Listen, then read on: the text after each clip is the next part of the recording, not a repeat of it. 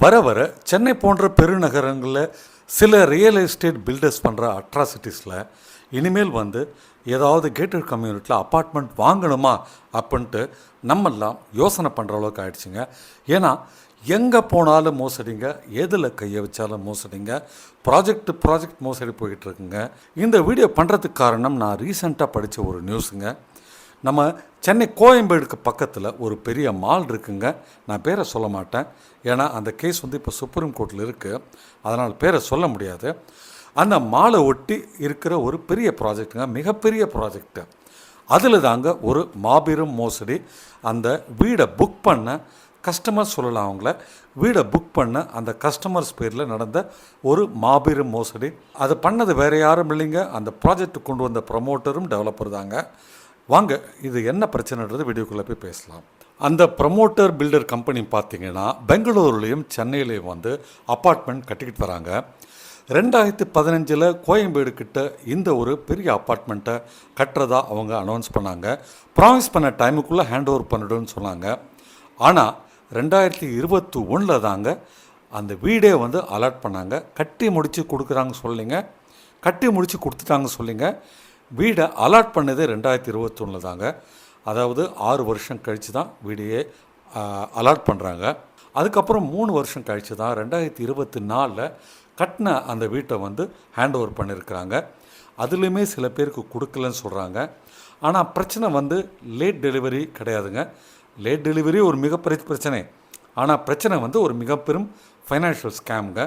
நான் சொன்ன அந்த கோயம்பேடு பக்கத்தில் இருக்கிற பெரிய மாலை பக்கத்தில் இருக்கிற அந்த ஒரு அப்பார்ட்மெண்ட் அந்த பில்டர் லான்ச் பண்ண டைமில், யாராவது நீங்கள் லோனில் வாங்குறீங்கன்னா நீங்கள் எதுவுமே லோன் எடுக்காதீங்க, உங்களுக்கான லோனை நாங்கள் எடுத்துக்கிறோம், நீங்கள் ப்ரீ இஎம்ஐலாம் கட்ட வேணாம், வீடை கட்டி முடித்த பிறகு அந்த லோனை உங்களுக்கு நாங்கள் ட்ரான்ஸ்ஃபர் பண்ணுறோம், அப்போ நீங்கள் பணம் கொடுத்தா போகிறோம், அது வரைக்கும் நாங்களே பார்த்துக்குறோம் அப்படின்னு சொல்லிவிட்டு கஸ்டமர்ஸ் பேரில் டைரெக்டாக பேங்க் லோனே அவங்க எடுத்துக்கிட்டாங்க. ஒரு பேங்க் இல்லைங்க, பேங்க் அண்ட் ஃபினான்ஷியல் இன்ஸ்டிடியூஷன்ஸ். சில ஃபினான்ஷியல் இன்ஸ்டிடியூஷன் ஹோம் லோன் கொடுக்குறாங்க, யாருன்னு உங்களுக்கு தெரியும். பேங்க்கும் பார்த்திங்கன்னா கேஸ் இப்போ நடந்துக்கிட்டு இருக்கிறதுனால அந்த பேங்க்கோட பேரை சொல்ல இயலாது. ஆனால் சின்ன க்ளூ கொடுக்குறேங்க. நம்ம கிராஃப் பேப்பரில் எக்ஸு ஒய்ன்னு சொல்லி மார்க் பண்ணுவோம்ல, அந்த பேர் கொண்ட பேங்க்குங்க. இவ்வளோ தான் நான் சொல்ல முடியும். அந்த பேங்க்கும் சில ஃபினான்ஷியல் இன்ஸ்டிடியூஷனும் அந்த ப்ராஜெக்ட்டுக்கு பணம் கொடுத்துருக்காங்க, லோன் கொடுத்துருக்காங்க.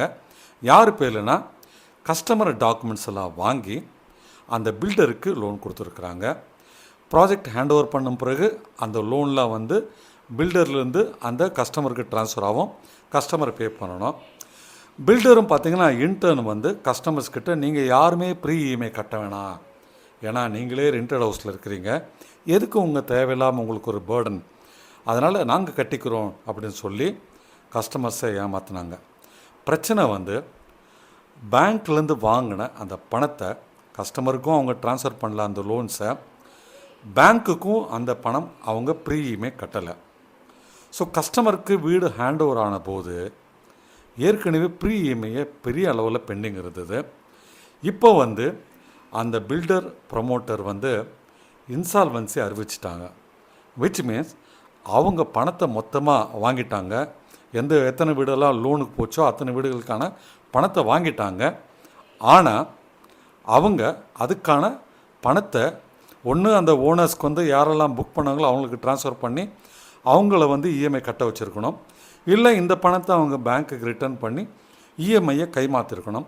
அப்படிலாம் பண்ணாமல் பணத்தை மொத்தமாக வாங்கி போட்டுக்கிட்டு இப்போ மஞ்சள் நோட்டீஸ் சொல்லுவோம் இல்லையா, இன்சால்வன்சி கொடுத்துட்டாங்க.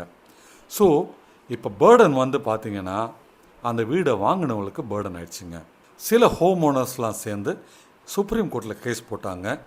ஏற்கனவே இந்த பில்டர் ப்ரமோட்டர்கிட்ட ஏமாந்த அந்த நிதி நிறுவனங்களும் வங்கியும் கூட சுப்ரீம் கோர்ட்டில் கேஸ் போட்டிருக்கிறாங்க. சுப்ரீம் கோர்ட் இப்போ அந்த கேஸை சிபிஐட்ட கொடுக்க சொல்லியிருக்கிறாங்க. சிபிஐயும் இந்த பில்டர் ப்ரமோட்டர் மேலே இப்போ கேஸ் ஃபைல் பண்ணியிருக்காங்க. நிதி நிறுவனங்களை சேர்ந்த சில அதிகாரிகள் மேலேயும் மேலாளர்கள் மேலேயும் இப்போ கேஸ் ஃபைல் ஆகிருக்குங்க. இதெல்லாம் நியூஸ் பேப்பர் தாங்க ஆதாரம், நான் தெளிவாக அதிகமே சொல்லிடுறேன். என்ன பிரச்சனைனா, இன்றைக்கி எந்த கேட்டட் கம்யூனிட்டியில் போய் வாங்கினாலும் ஏதாவது வகையில் அந்த பணம் கொடுத்து வாங்கினவங்கள பில்டர் வந்து ஒன்று குவாலிட்டியில் ஏமாத்துறான், இல்லைனா லேண்ட் டாக்குமெண்ட் ப்ராப்பராக இல்லாட்டி ஏமாத்துறாங்க, இல்லைனா அந்த ஹேண்ட் ஓவரே பண்ணாமல் ஏமாத்துறாங்க பில்டிங்கை.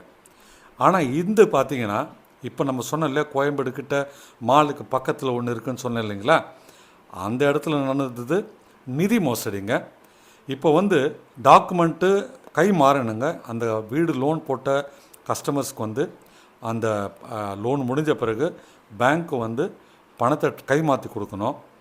ஆனால் ப்ரீ இஎம்ஐயை கட்டாமல் போனதுனால ஃபர்தர் இஎம்ஐ இப்போ வந்து கட்டுறதுக்கு அலோவ் பண்ணுவாங்களாம் தெரியல. அதை தவிர ப்ரீ இஎம்ஐக்கு பெரிய அளவில் இன்ட்ரெஸ்ட் வந்திருக்கணும். 2015 2024 வரைக்கும் இது வந்து ஹேண்ட் ஓவர் அலாட்மெண்ட்லாம் போயிருக்குங்க. கிட்டத்தட்ட வந்து ஒரு 9 வருஷம் வச்சுங்களேன். ஸோ ப்ரீ இஎம்ஐ அமௌண்ட்டு கொஞ்சம் பெரிய அளவில் தான் இருக்கணும். அது மேலே பேங்க் வந்து இன்ட்ரெஸ்ட்லாம் போட்டு இப்போது ஓனர்ஸ்கிட்ட கேட்கும்போது அவங்களுக்கு தேவையில்லாமல் ஒரு மாபெரும் அதிர்ச்சியை இப்போது அந்த கட்டுமான நிறுவனம் அவங்களுக்கு கொடுத்துருக்குறாங்க. பார்த்திங்கன்னா 1.5 வருஷத்துக்கு முன்னால் இதில் நம்முடைய சென்னையின் தெற்கு பகுதியில் பார்த்திங்கன்னா அனாதீன நிலம்ட்டு ஒரு கம்பெனி நூற்றுக்கணக்கான ரெசிடென்ட்ஸ் வந்து ஏமாற்றினாங்க. இன்னொன்று பார்த்திங்கன்னா கட்டின பில்டிங்கே பொலன்னு கொட்டிடுச்சு. உங்களுக்கு தெரியும் அது. இவங்க எல்லாமே பெரிய பெரிய பில்டர்ஸ், பேப்பரில் பக்கமாக விளம்பரம் கொடுக்குறவங்க. ஒரு 1-2 மாதத்துக்கு முன்னே பார்த்திங்கன்னா கோவில் நேரத்தில் அப்பார்ட்மெண்ட் கட்டிட்டாங்கன்ட்டு சென்னை மேற்கு பகுதியில் ஒரு பெரிய அப்பார்ட்மெண்ட்டில் பிரச்சனை வந்ததுங்க. ஒரு சாதாரண மனிதனாக, ஒரு மிடில் கிளாஸ் ஃபேமிலியாக, அப்பர் மிடில் கிளாஸ் கூட இருக்கட்டுங்க, ஏன் பணக்காரனாக கூட இருக்கட்டுங்க, அது பிரச்சனை இல்லைங்க, நம்பி பணத்தை கொடுக்கும்போது இப்படி ஏமாற்றலாமா? இதாங்க முதல் கேள்வி. இது பார்த்திங்கன்னா ஒவ்வொரு ப்ராஜெக்ட்லையுமே இருக்குங்க இந்த மாதிரி பிரச்சனைகள் ஏதாவது ஒரு வகையில். இப்போ பார்த்திங்கன்னா வந்து நான் உங்களுக்கு ஏற்கனவே ப்ரீவியஸ் வீடியோவில் நீங்கள் பார்த்தீங்கன்னா தெரிஞ்சிருக்கோம். எங்களுக்கு வந்து இப்போது மெயின்டெனன்ஸ் ஆரம்பிச்சிருக்கு. எங்கேயோ தூக்கி இப்போ மெயின்டெனன்ஸ் வச்சான் 4.57ன்ட்டு. இப்போ அதை மறுபடியும் குறைச்சிருக்கிறாங்க. நாங்கள்லாம் சண்டை போட்ட பிறகு. இது கடந்த ஒரு வாரத்துக்கான டெவலப்மெண்ட்டுங்க. இது வரைக்கும் குடிநீருக்கான ஏற்பாடு பண்ணலைங்க. குடிநீர் நான் சொல்கிறது மெட்ரோ வாட்டர். அதே மாதிரி ட்ரைனேஜுக்கும் ஏற்பாடு பண்ணலைங்க. குடிநீருக்காகவும் ட்ரைனேஜ் கழிவை வெளியேற்றுறதுக்கும் மாதம் 10 லட்ச ரூபா நாங்கள் பே பண்ணிக்கிட்டு இருக்கோங்க. இது தேவையில்லாத செலவுங்க எங்கள் கம்யூனிட்டிக்கு. இதை வந்து பில்டர் ஒழுங்காக கனெக்ஷன் கொடுத்துருந்தாருன்னா எங்களுக்கு ரொம்ப ஈஸியாக அந்த செலவு பாதியாக குறைஞ்சிருக்காங்க.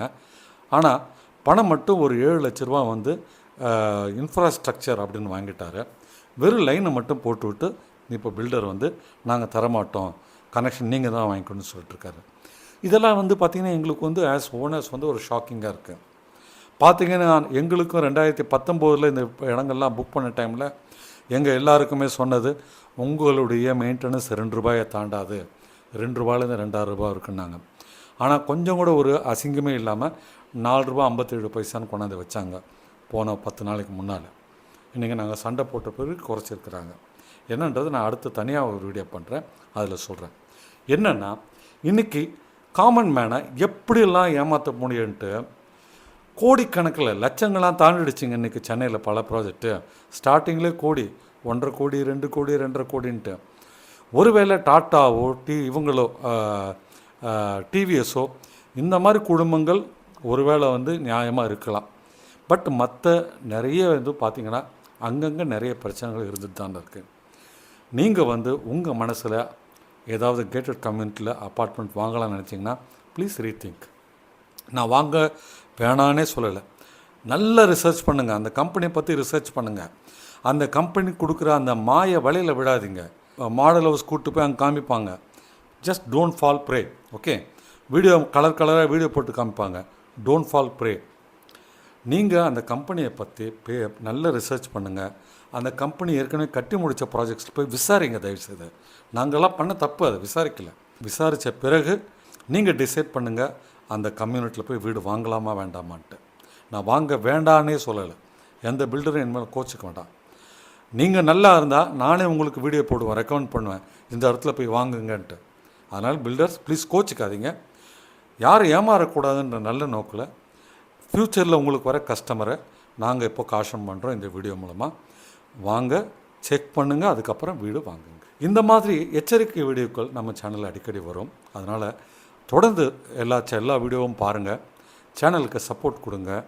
அடுத்த வீடியோவில் உங்களுக்கு காண்கின்றேன். நன்றி, வணக்கம். சப்ஸ்கிரைப் பண்ணாட்டு உடனே சப்ஸ்கிரைப் பண்ணுங்கள். தேங்க்யூ.